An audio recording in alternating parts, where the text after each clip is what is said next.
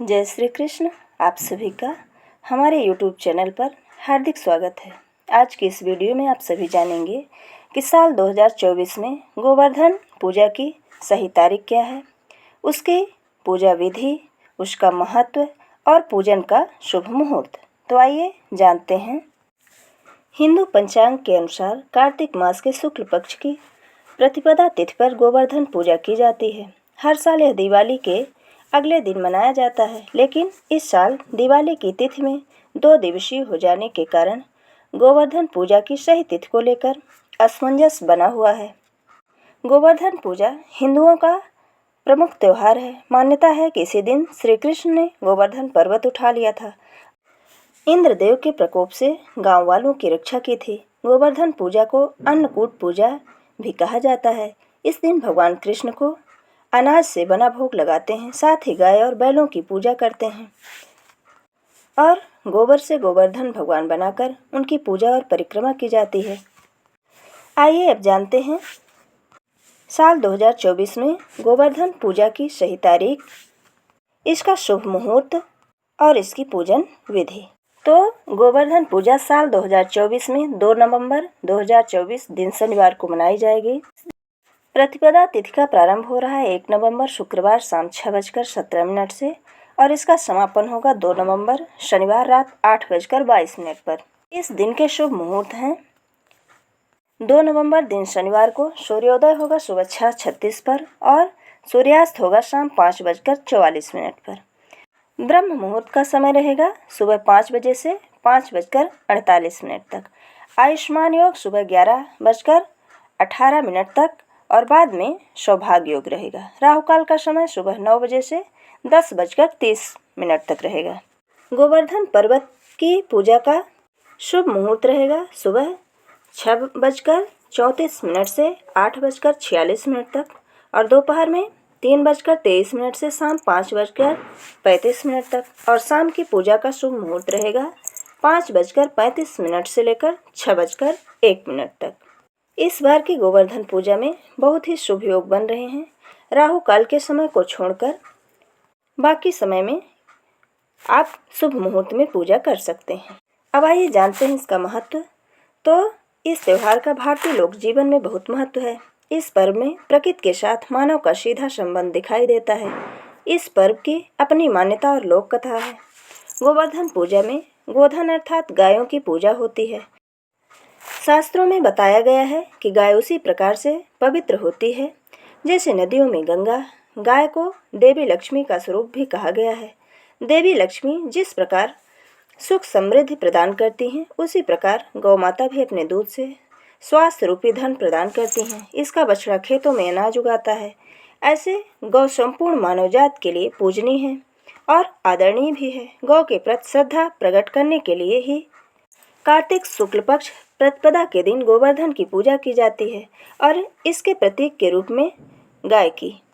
जब श्री कृष्ण ने ब्रजवासियों को मूसलाधार वर्षा से बचाने के लिए 7 दिन तक गोवर्धन पर्वत को अपनी सबसे छोटी उंगली पर उठाकर रखा और गोपिकाएं उसकी छाया में सुखपूर्वक रहे, 7वें दिन भगवान ने गोवर्धन को नीचे रखा और प्रतिवर्ष गोवर्धन पूजा करके अन्नकूट उत्सव मनाने की आज्ञा दी। तभी से यह उत्सव अन्नकूट के नाम से मनाया जाने लगा। कबीर साहिब जी अपनी वाणी में कहते हैं, कबीर गोवर्धन कृष्ण जी उठाया, द्रोणागिरि हनुमंत, शेष नाग सब सृष्टि उठाई, इसमें को भगवंत।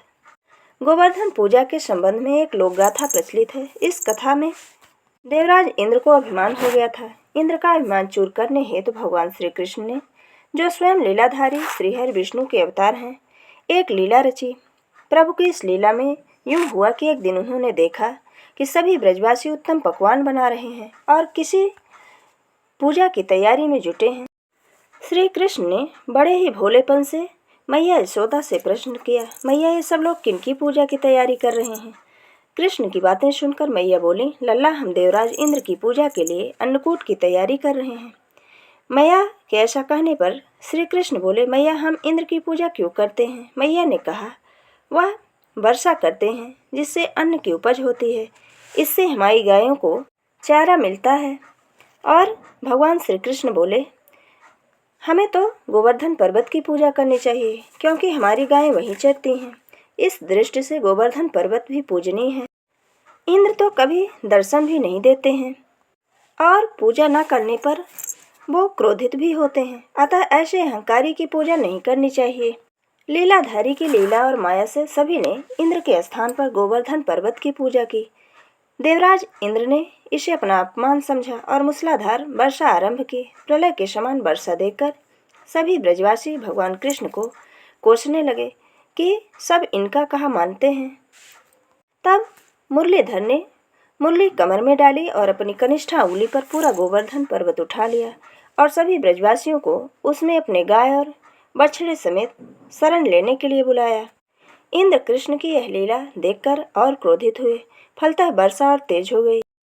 इंद्र का मान मर्दन करने के लिए तब श्री कृष्ण ने सुदर्शन चक्र से कहा कि आप पर्वत के ऊपर रहकर वर्षा की गति को नियंत्रित करें और शेषनाग से कहा कि आप मेड़ बनाकर पानी को पर्वत की ओर आने से रोकें। इंद्र निरंतर 7 दिन तक मूसलाधार वर्षा करते रहे। तब उन्हें लगा कि उनका सामना करने वाला कोई आम मनुष्य नहीं हो सकता। अतः वे ब्रह्मा जी के पास पहुँचे और सब वृत्तांत कह सुनाया। ब्रह्मा जी ने इंद्र से कहा कि आप जिस कृष्ण की बात कर रहे हैं वह भगवान विष्णु के साक्षात अंश हैं और पूर्ण पुरुषोत्तम नारायण हैं। ब्रह्मा जी के मुख से यह सुनकर इंद्र अत्यंत लज्जित हुए और श्री कृष्ण से कहा कि प्रभु, मैं आपको पहचान न सका, इसलिए मैं अहंकारवश भूल कर बैठा।